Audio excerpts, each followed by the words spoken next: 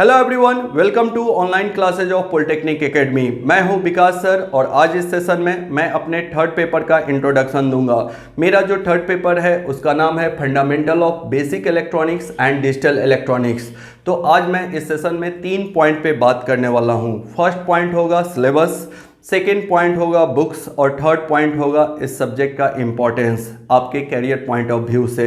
तो सबसे पहले हम लोग एक नज़र डालेंगे इसके सिलेबस के बारे में। आप लोगों को fundamental of basic electronics and digital electronics में टोटल 6 यूनिट पढ़ने हैं। फर्स्ट यूनिट में आप लोग को पढ़ना है Boolean algebra and logic gets.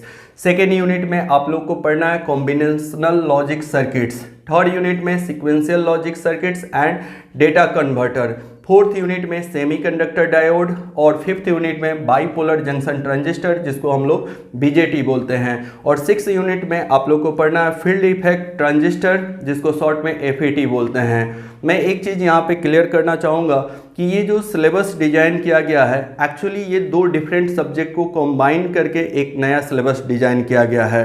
Actually ये जो सिलेबस है इसमें टोटल 6 यूनिट पढ़ने हैं। स्टार्टिंग के जो 3 यूनिट्स हैं वो डिजिटल इलेक्ट्रॉनिक्स के हैं और लास्ट के जो 3 यूनिट्स हैं वो बेसिक इलेक्ट्रॉनिक्स के हैं। तो ये 2 अलग अलग सब्जेक्ट होते हैं। डिजिटल इलेक्ट्रॉनिक्स एक अलग सब्जेक्ट है, बेसिक इलेक्ट्रॉनिक्स एक अलग सब्जेक्ट है। अब हम लोग बात करेंगे बुक्स के बारे में कि इस सब्जेक्ट को पढ़ने के लिए कौन कौन सा बुक्स हम लोग को फॉलो करना चाहिए। तो मैं यहाँ पे बोलना चाहूँगा कि आप लोग को 2 अलग अलग बुक लेना होगा।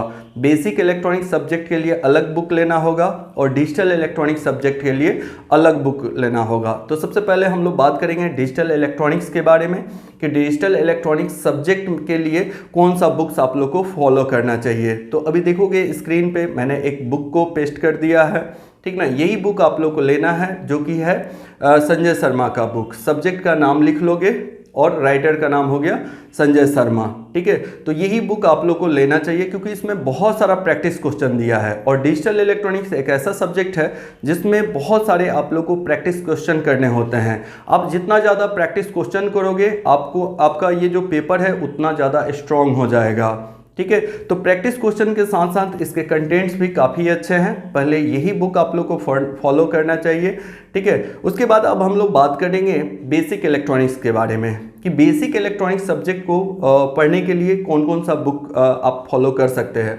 तो सबसे पहले मैं बोलना चाहूँ कि संजय शर्मा का ही एक बेसिक इलेक्ट्रॉनिक्स का बुक आता है, अगर मार्केट में अवेलेबल हो तो ये बुक आप ले सकते हैं। दूसरा बुक आप ले सकते हैं ईडीसी करके एक बुक आता है जेबी गुप्ता सर का, ठीक है।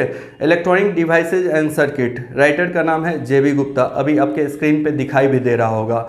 ये बुक भी आप खरीद सकते हैं। इसमें बहुत सारा टॉपिक जो है वो आपका डिजिटल इलेक्ट्रॉनिक्स का भी दिया हुआ है। हो सकता है कि आप अगर ये एक ही बुक खरीद लेते हैं तो इसी बुक से काम चल जाएगा, लेकिन अलग अलग राइटर का बुक खरीदोगे, एक स्पेशल बुक अगर डिजिटल इलेक्ट्रॉनिक्स का खरीदोगे तो आप ज़्यादा फायदे में रहोगे, ठीक है। और एक इंजीनियरिंग स्टूडेंट को बुक खरीदना ही चाहिए क्योंकि बुक जो है बहुत हेल्प करता है आपको। ये जो टीचर जो पढ़ाते हैं उसके साथ साथ आप जब बुक से भी आप चीज़ों को पढ़ते हो तो आपका जो कंटेंट्स है काफ़ी स्ट्रॉन्ग हो जाता है, ठीक है। और भी राइटर का बहुत सारा बुक मार्केट में अवेलेबल है, आप चाहो तो कोई भी बुक खरीद सकते हो, बट स्टैंडर्ड बुक ही खरीदना, ठीक है। तो यहाँ पे हम लोगों ने बुक के बारे में बात कर लिया। अब हम लोग बात करेंगे कि ये जो सब्जेक्ट है fundamental of basic electronics and digital electronics, ये आप लोग के कैरियर पॉइंट ऑफ व्यू से कितना इम्पॉर्टेंट है। तो यहाँ पे मैं क्लियर करना चाहूँगा कि ये जो सब्जेक्ट है आप लोग के कैरियर पॉइंट ऑफ व्यू से बहुत बहुत इम्पॉर्टेंट है। इसलिए क्योंकि आप जब आगे चल के जेई का प्रिपरेशन करते हो, गवर्नमेंट सेक्टर के जॉब के लिए जब प्रिपरेशन करते हो तो वहाँ पे आप लोग को वापस से ये सारा सब्जेक्ट पढ़ने के लिए मिलता है। अगर सोचो कि सेमेस्टर में ही आप बहुत अच्छे से इन सारे सब्जेक्ट का तैयारी कर लेते हो तो मुझे नहीं लगता है कि जब जेई का प्रिपरेशन करोगे तो आपको दिक्कत होगा। और मेरा जो पढ़ाने का ऑब्जेक्टिव होता है उसमें मैं सेमेस्टर के साथ साथ आप लोगों का जो जेई का प्रिपरेशन होता है या जेई का जो क्वेश्चन होता है उसको मैं बीच बीच में डील करते रहता हूँ।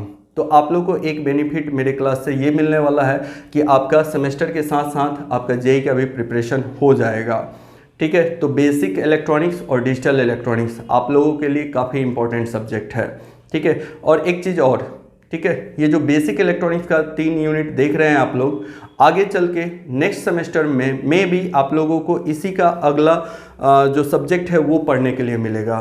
बेसिक इलेक्ट्रॉनिक्स पढ़ाने के बाद इलेक्ट्रिकल ब्रांच के स्टूडेंट को एनालॉग इलेक्ट्रॉनिक्स पढ़ाया जाता है।